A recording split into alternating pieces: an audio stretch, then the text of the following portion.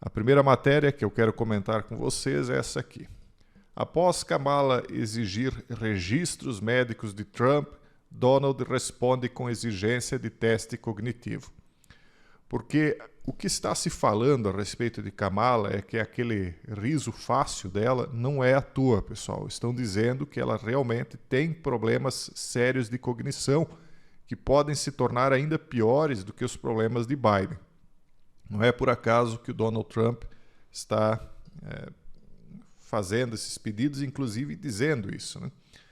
E aí, eu até vi um comentário de um site russo, né, dizendo que o sistema encontrou um candidato da Manchúria com QI de 60, equivalente ao de um lemming, e aí eles querem ganhar a eleição com isso. E parece que a coisa não está dando certo, porque parece que o Trump está realmente indo adiante, aí, está por vencer essa eleição. Aparentemente ele vai ganhar essa eleição, né? Então ela foi dar uma brincada aí de pedir os registros médicos dele, porque ele já tem uma certa idade, e ele pediu, né, um teste de resistência cognitiva e agilidade, argumentando que suas respostas lentas e letárgicas durante as entrevistas são preocupantes, né, dizendo que ela já está, né, para lá de Bagdá também. E aí tem uma outra matéria aqui. Nós vamos começar falando um pouquinho lá dos Estados Unidos, mas já vamos passar para outra situação. Trump alerta que a Fox News perdeu totalmente o rumo, criando um efeito muito negativo na eleição. Na minha visão, a Fox nunca foi pró-Estados Unidos. A minha visão e a minha opinião pessoal. A Fox, que nas eleições passadas apoiava os candidatos republicanos, não diretamente, mas indiretamente todo mundo entendia que era isso que acontecia, fazia isso porque eles, na minha visão, faziam parte de uma estratégia das tesouras dentro dos Estados Unidos. Então, enquanto os republicanos e os democratas empurravam a mesma agenda globalista, a Fox News fazia aquele teatro de dizer que existe uma imprensa livre nos Estados Unidos, então se posicionava com reportagens e matérias sempre mais favoráveis aos republicanos, enquanto o resto da mídia de mainstream, né, acabava se colocando ao lado dos democratas, pelo menos majoritariamente.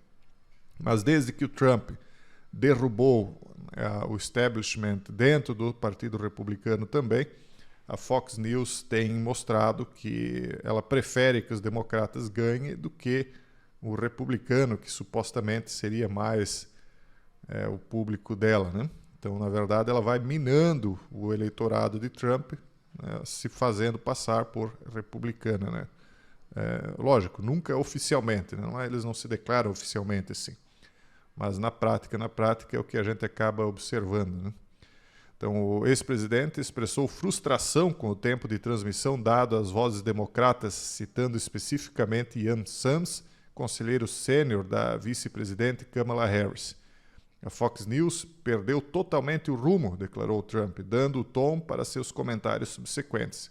Quando ele faz isso, ele lança um alerta para que as pessoas entendam que ali, na verdade, não é mais uma mídia de confiança. Então ele fala um monte de coisa, fala das tais fake news e etc., né? Trump não parou de criticar Sams, estendendo suas desaprovações a outras personalidades da Fox News. Ele se referiu a Eric Shaw e Arthur Neville como verdadeiras beldades, sugerindo sarcasticamente que eles ficam aquém dos padrões jornalísticos definidos pelo lendário Walter Cronkite. E aí, então, ele marcou, né, a Fox News como um selo de inimigo político, né? Então, o pessoal que acompanha ele mais de perto, obviamente, vai espalhar isso pelas redes e logo a Fox News acaba descredibilizada. Eles acabaram que estão dentro do mesmo grupo. Agora, essa matéria aqui eu achei bem interessante. Preste atenção nela. Estados Unidos alertam o Irã que qualquer tentativa de eliminar Trump seria uma declaração, um ato de guerra. Preste muita atenção aqui. Os Estados Unidos, ou a Casa Branca, né, disse que os Estados Unidos vem monitorando de perto as ameaças iranianas contra Trump há anos e alertou sobre consequências severas se Teherã atacasse qualquer cidadão americano. É estranho, né? porque até esses dias aí o pessoal estava criticando o establishment, o governo americano, né, por conta do ataque que o Trump sofreu, e aí diziam que houve uma falha muito grave, que levantaram até suspeitas em cima da Casa Branca, para não dizer outra coisa, né? E agora, então, a Casa Branca está alertando o Irã de que se o Trump for atacado e perder a vida, isso vai ser uma declaração, ou equivalente a uma declaração de guerra. E aí eu pergunto para vocês, será que não seria interessante para um grupo político que quer iniciar uma terceira guerra mundial, ao mesmo tempo derrubar ou ver cair, né, um adversário político de peso e poder colocar a culpa no país ou nos dirigentes políticos do país que eles querem atacar? Porque se o Trump caísse, eles podiam muito bem culpar o Irã e dizer, olha, quem fez isso foi o Irã, isso é uma declaração de guerra, e atacar o Irã. Então eles, né, derrubariam 2 coelhos com uma cajadada só. Eu acho isso bastante suspeito. Eu não acredito aí que eles têm tanto interesse assim em defender o Trump, não. Vamos adiante aqui. França bloqueia empresas israelenses da próxima grande feira de armas euronaval.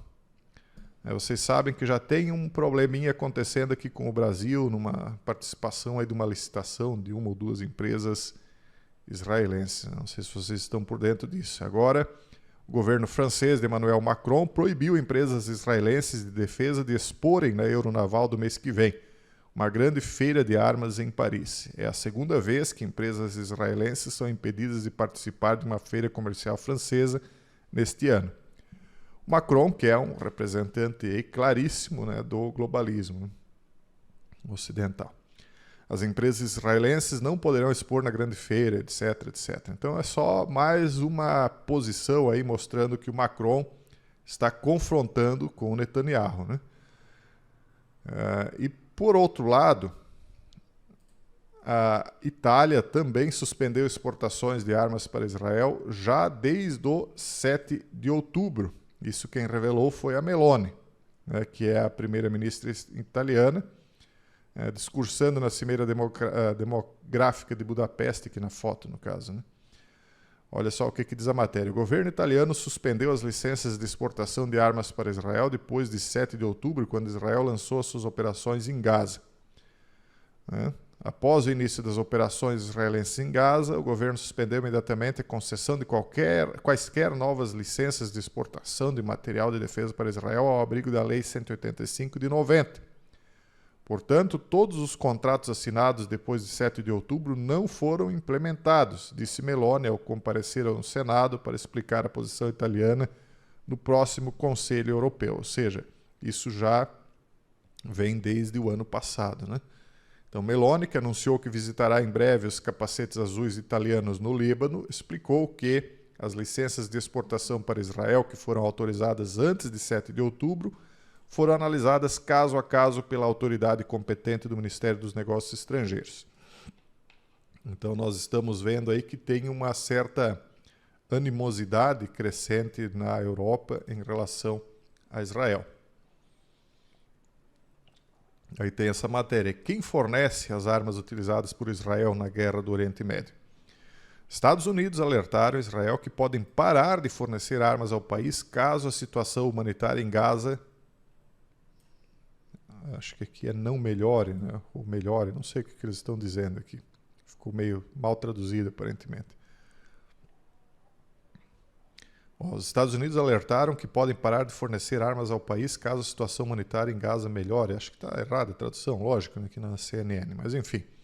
Essa não é a primeira vez que o principal aliado de Israel ameaça cortar o fornecimento. Em maio, o presidente dos Estados Unidos, Joe Biden, disse que interromperia alguns embarques de armas para Israel se uma invasão da cidade de Rafah, no sul, acontecesse. Mas Netanyahu continuou com a campanha e o fluxo de armas dos Estados Unidos continuou. Então há uma pressão crescente aí contra Israel, né? Isso é nítido. Então a gente vê um sinal mais claro na França, agora na Itália, os próprios Estados Unidos, o Brasil aí tem essa situação dele também, vocês que estão mais por dentro sabem, né? Eu não vou entrar muito em detalhes aqui. E a situação lá só vai se complicando. E, ao mesmo tempo, lá do outro lado do mundo, lá no Pacífico, né, o Taiwan entrou em alerta por conta de porta-aviões chineses. Um funcionário disse que, com as eleições presidenciais dos Estados Unidos tão próximas, não está claro se a China realizará jogos de guerra ou manterá sua reação apenas em palavras raivosas. O Ministério da Defesa Nacional disse estar em alerta ao detectar um grupo de porta-aviões chinês no sul de Taiwan ontem, em meio a preocupações em Taiwan sobre a possibilidade de uma nova rodada de jogos de guerra chineses. Isso aqui causa um prejuízo para os Estados Unidos e uma tensão constante. Por quê? Porque para a China, Taiwan é ali do lado. Então, para ela fazer exercícios de guerra ali no entorno, o custo acaba sendo pequeno. Os soldados, os marinheiros estão próximos de casa, próximos da costa, não gasta tanto combustível, o deslocamento é ali na região, mas ninguém nunca sabe se ela vai ou não vai acabar atacando, né, como ela vem prometendo. Então acaba que é preciso manter uma mobilização constante dos Estados Unidos na região. E isso acaba encarecendo e causando tensões e até distensões nas relações entre Taiwan e Estados Unidos, porque aí cada vez mais interesses vão no sentido de que Taiwan se vire sozinho, né? Por isso até que eles têm liberado o Japão para voltar a ter sua marinha, seu exército e aeronáutica para o caso de guerra, porque os Estados Unidos não estão mais conseguindo segurar sozinhos, né, 3 frentes, pelo menos 3, né, as 3 principais, que são Rússia, a questão no Oriente Médio entre Israel e Irã, e a questão envolvendo Taiwan, que é a questão chinesa, né? Então, vamos ver até que ponto isso aí vai continuar apenas em exercícios de guerra. Se um dos frontes acabar eclodindo, né, de forma mais visceral, né, nós já temos 2 guerras abertas na Ucrânia, Rússia e Israel ali na região, mas ainda não é algo total, né? Não é uma guerra total no Oriente Médio, não é uma guerra total da Rússia contra a Europa. Por enquanto é uma guerra relativamente contida, mais ou menos como o que aconteceu na Síria, está acontecendo hoje na Ucrânia, né? Então é como se fosse uma mini guerra mundial ali dentro, né? Tem vários agentes, vários interesses, mas não há um confronto aberto e total no mundo inteiro. Enquanto estiver assim, o mundo vai caminhando aí no fio da navalha.